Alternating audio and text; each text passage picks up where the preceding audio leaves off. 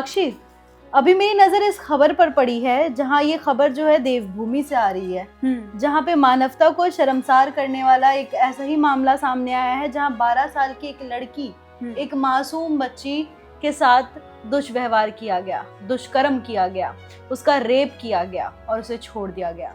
साक्षी, आप भी देवभूमि से आती हैं। देवभूमि में ऐसी घटना होना कितना शर्म की बात है।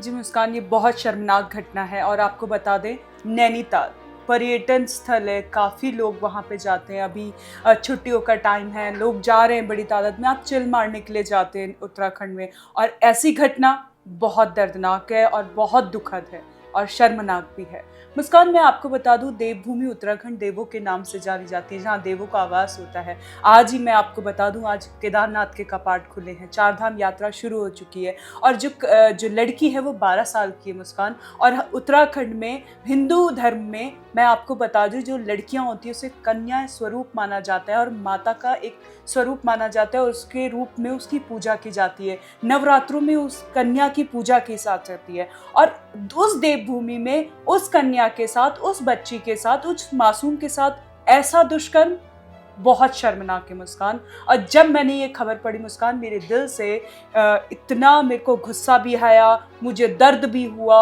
मैं उस पीड़ा को समझ सकती हूँ। वो बेचारी मासूम बच्ची मुस्कान, वो नाबालिग लड़की है, बहुत छोटी है, आप समझ रही हो, और एक मुस्लिम लड़का उसके साथ इस घटना को अंजाम देता है। लड़का नहीं साक्षी, यहाँ पे मैं आपको करेक्ट करना चाहूंगी, लड़का नहीं था वो था आदमी।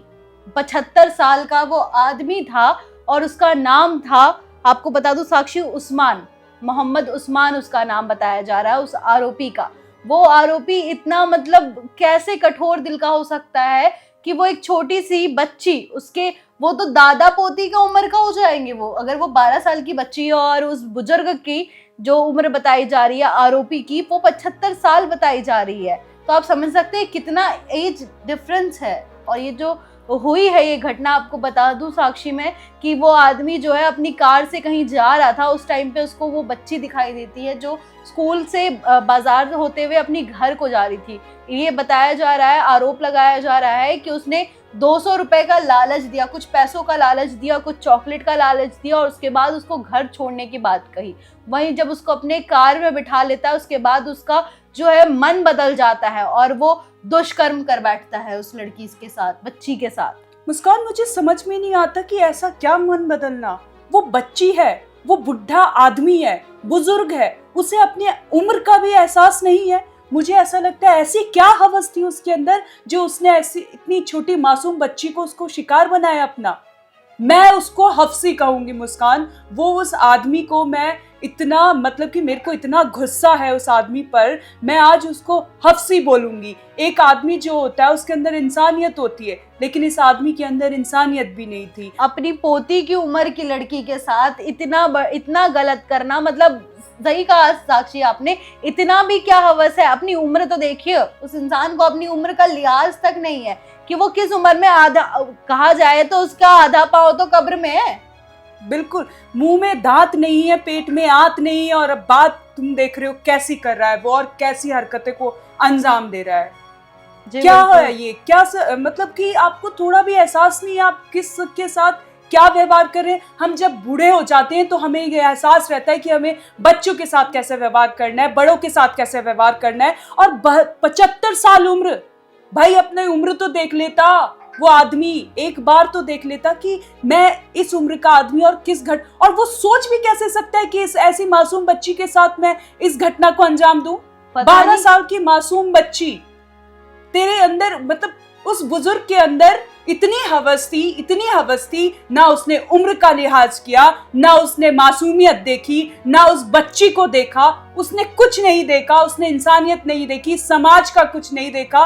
उसे system and law and order का भी कोई डर नहीं था मुस्कान, जो उस आदमी ने इस घटना को अंजाम दिया।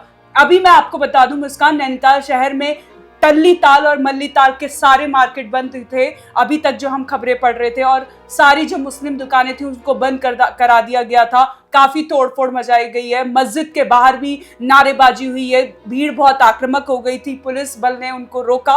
क्यों नहीं होगा आखिर? जी हाँ क्यों नहीं होगा? इतनी शांत पर्यटन देवभूमि, वहां पे ऐसा काम, इतना घिनौना काम, क्या उसे सिस्टम का कोई डर नहीं है, कोई लॉ एंड ऑर्डर नहीं है?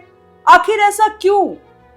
साक्षी, मैं आपका गुस्सा बिल्कुल समझ सकती हूँ और ये गुस्सा जो आपका है ये बिल्कुल जायज़ है। ये हर एक भारतीय, हर एक महिला के मन में, हर एक औरत के मन में, हर एक लड़कियों के मन में ये गुस्सा है। अभी इस वक्त पूरे देश में ये गुस्से का माहौल है। हर कोई ऐसे ही गुस्से में तिलमिलाया हुआ है कि उस 75 साल के बूढ़े ने अपनी उम्र का लिहाज नहीं करा, आधे पैर उसके कब्र में है और चला है वो दुष्कर्म करने के लिए। हालांकि आपको बता दूं साक्षी, मैं दर्शकों को बताना चाहूंगी कि ये जो पूरी घटना है ये 12 अप्रैल की घटना है और ये नैनीताल से सटे मल्लीताल इलाके का बताया जा रहा है। जिसके बाद जब ये घटना हुई, उसके बाद जब पुलिस में पता चला तो आरोपी को फिलहाल गिरफ्तार कर लिया गया है और उसे जेल भी भेज दिया गया है और उसको पॉक्सो एक्ट के तहत उस पर एफआईआर वगैरह दर्ज की गई है। लेकिन सिर्फ एफआईआर दर्ज करने से ऐसे मामले रुकेंगे नहीं। अगर सिर्फ एफआईआर दर्ज करके आप जेल भेज दो तो ऐसे मामले रुकेंगे नहीं। आज ये उस्मान है, कल कोई और होगा। आज ये बच्ची है, आज इस माँ की बच्ची है, कल किसी और माँ की बच्ची होगी और दिन दहाड़े उसके साथ ऐसे ही कारनामा होता रहेगा। साक्षी, आप मुझसे अभी थोड़ी देर पहले आप रिपोर्ट एक साझा करी थी, मैं चाहूंगी वो रिपोर्ट एक बार आप हमारे दर्शकों को बताएं। जी मुस्कान, मैं रिपोर्ट बताऊंगी, लेकिन उससे पहले मेरा सिस्टम से ये सवाल है, मेरा लॉ एंड ऑर्डर से ये सवाल है, मुझे देश के उच्च अधिकारियों से मेरा ये सवाल है, लड़कियां कहाँ सुरक्षित हैं? ऑफिस में जाती है तो उसको बॉस का डर है, ऑफिस में जाती है तो उसे अपने कलीग्स का डर है, बाहर निकलती है तो इन ऐसे बुढ़े खसूटों से उनका डर है।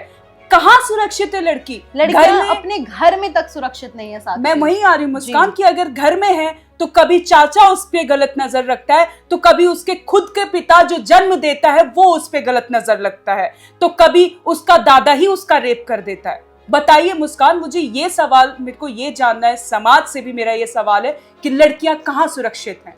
क्यों ऐसा लड़कियों के साथ किया जा रहा है? आज के टाइम पे लड़कियां साक्षी कहीं सुरक्षित नहीं है। ना वो बाहर रास्ते पर सड़क पे है, ना वो हॉस्पिटल में सुरक्षित है और ना ही वो अपने घर में तक सुरक्षित नहीं है। जी मुस्कान, एक हमने अभी रिपोर्ट, एक स्टडी हमने बताई थी, एक खबर मैं बताई थी, माफ कीजिएगा, एक खबर हमने बताई थी एयर हॉस्टेस के साथ, जो हमारे जो मेदांता हॉस्पिटल है, काफी बड़ा हॉस्पिटल है, वहां पे वार्ड बॉय ने ही उसके साथ छेड़छाड़ की। सोचिए जरा, अगर लड़की इलाज कराने जाती है, बेचारी वो बीमार है, तो वो हॉस्पिटल में भी सुरक्षित नहीं है। आपको बता दें, हॉस्पिटल हमारा एक दूसरा जन्म मिलता है। हॉस्पिटल हम जाते हैं, हम सोचते हैं कि हम अभी बीमार हैं तो वहां से अभी हमारे चेहरे में खुशी नहीं है, तो हम हॉस्पिटल से लौटते हुए हमारे चेहरे में खुशी होगी, इस उम्मीद के साथ हम हॉस्पिटल जाते हैं। लेकिन इससे इतर हमारे हाथ में क्या खबरें आती हैं, हम क्या सुनते हैं कि लड़की के साथ छेड़छाड़ की गई।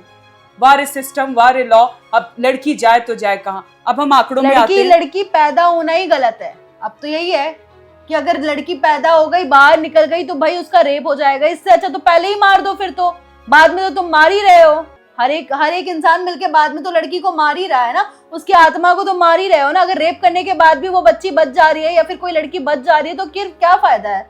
उसकी आत्मा को तो तुम मार ही दे रहे हो ना। इससे अच्छा तो पहले जन्म देने से पहले ही मार दो, जो पहले होता था वो ही सही होता था। फिर तो मैं ये तो कहूंगी। फिर मुस्कान, चलिए हम एक आंकड़ा मैं आपको बताना चाहूंगी। भारत में हर घंटे 3 महिलाएं रेप का शिकार होती हैं, यानी हर 20 मिनट में एक महिला के साथ रेप होता है। और देश में रेप के मामले लगातार 96% से ज़्यादा आरोपी महिलाओं के जानने वाले होते हैं। मैं आपको बता दूं, ये बड़ी बात है, जो 96% जो लोग के साथ जो रेप होता है, लड़कियों के साथ जो रेप होता है, उसमें उनके जानने वालों के साथ ही होता है। जैसे कि मैं आपको बता रही थी, उसके चाचा होते हैं, उसके दादा होते हैं, उसके घर के ही कोई लोग होते हैं जो इस घटना को अंजाम देते हैं। मैं आपको बता दूं, 100 में से 27 आरोपी जो होते हैं उनको सजा मिलती है और बाकी बरी हो जाते हैं। वही है, ना सिस्टम है, ना लॉ है, ना किसी चीज का डर है। इसीलिए जो ये घटनाएं बढ़ती जा रही है, मुझे तो ऐसा लगता है, क्योंकि जितने लॉ बन रहे हैं, जितना सिस्टम बन रहा है, उतनी ही ज्यादा ये घटनाएं सामने आती जा रही है।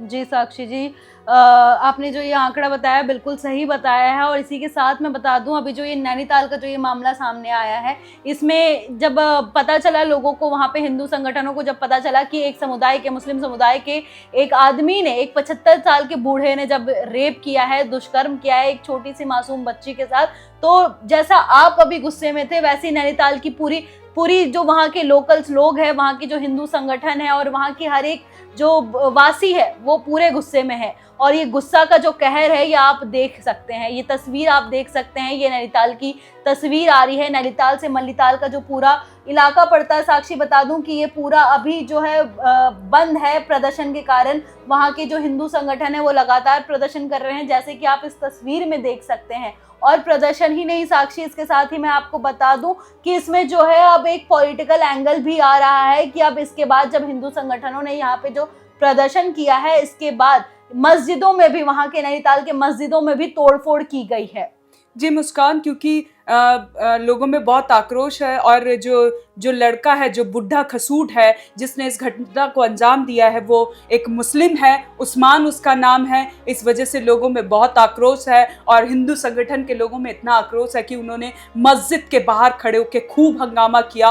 पुलिस बल तैनात हुई, पुलिस ने आक्रामक भीड़ को कंट्रोल किया, जिसके बाद ये घटना रुकी, लोगों में आक्रोश कम हुआ। जो पीड़ित है उसका मेडिकल टेस्ट भी कराया जा चुका है। इसके बाद जो मुजरिम है, जो उस्मान है, वो अभी जेल में है और इसके बाद उसके घर में जो नगर निगम है उन्होंने बुलडोजर चलाने के आदेश भी दिया था, लेकिन अब उस घर में स्टे लगा दिया गया है। हाईकोर्ट के निर्देश के बाद से भी स्टे लगा दिया गया है। फिलहाल अभी उसके घर में बुलडोजर नहीं चला है, लेकिन आगे क्या कार्रवाई होगी पता नहीं मुस्कान, लेकिन जो ये घटना है बहुत ही दर्दनाक है। हाँ जी साक्षी जी, ये जैसे आपने बताया कि लोग वहाँ के लगातार हिंदू संगठन वो मांग कर रहे हैं और प्रदर्शन कर रहे हैं, एक के बाद एक दुकानों पर तोड़फोड़ की जा रही है। वहाँ पे जितने मुस्लिम समुदाय के जो दुकानें थी वो तस्वीरों में दिखाना चाहूंगी। ये तस्वीरों में आप साफ साफ देख सकते हैं कि कैसे वहाँ पे ढाबा बोल दिया गया, हल्ला बोल हो रहा है, वहाँ पे उनकी दुकानें बंद करा दी गई है और मस्जिदों में भी तोड़फोड़ की जा रही है। और आरोप भी ये लगाया जा रहा है कि पत्थरबाजी की गई है और किस तरह से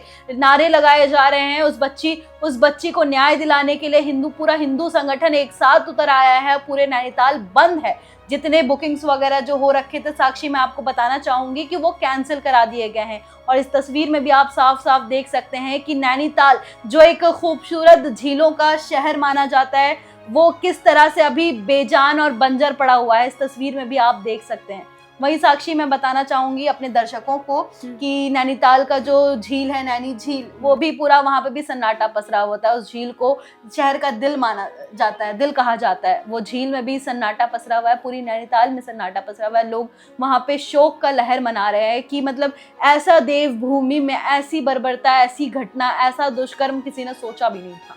जी मुस्कान, क्योंकि जो नैनीताल है वो बहुत अच्छा पर्यटन स्थल है। मैंने आपको बताया, जैसे कि मैं खुद उत्तराखंड से हूँ, तो देवभूमि की सुंदरता को मुझसे ज़्यादा शायद ही वहाँ के जो लोग हैं वो ज़्यादा अच्छे से बता सकते हैं। तो मैं वहाँ की सुंदरता, वहाँ की सौम्यता, वहाँ की शांति, वहाँ की आध्यात्मिक शक्ति को मैं जितना महसूस कर सकती हूँ, क्योंकि मैं वहाँ की रहने वाली हूँ, वहाँ की ऐसी घटना मेरे दिल को झकझोर देती है और जो वहाँ का रहने वाला इंसान होगा हर किसी को झकझोर कर रख देती है। और उस मासूम बच्ची के साथ जो ऐसी घटना हुई बहुत दुखदाई है, बहुत दर्दनीय है और बहुत ही मतलब कि जो उत्तराखंड को एक अलग स्वरूप देने वाली ये घटना है। आपको बता दें, ज्यादातर ये यूपी में ऐसी घटनाएं हमको सुनने में और देखने में मिलती थी, लेकिन उत्तराखंड में भी ऐसी घटना जो सामने आ रही बहुत शर्मनाक है वहाँ के सिस्टम और वहाँ के लॉ के लिए।